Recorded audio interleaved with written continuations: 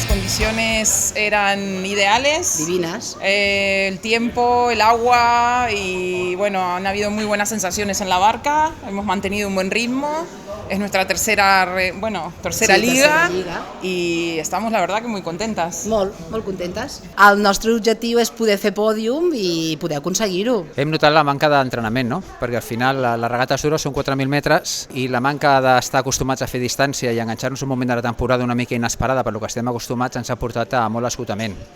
Per tant, nosaltres ens centrem en la resistència i, com sap ella, que és la nostra entrenadora, en millorar el bloc i poder treballar a pelades altes amb força, que és el que ens falta. El nostre objectiu jo crec que és millorar l'any passat. Sí.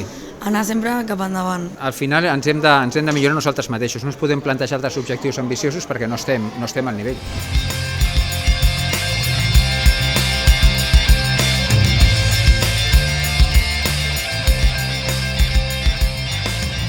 Bé, cansades, però és qüestió d'anar millorant. Al final portem entrenant que...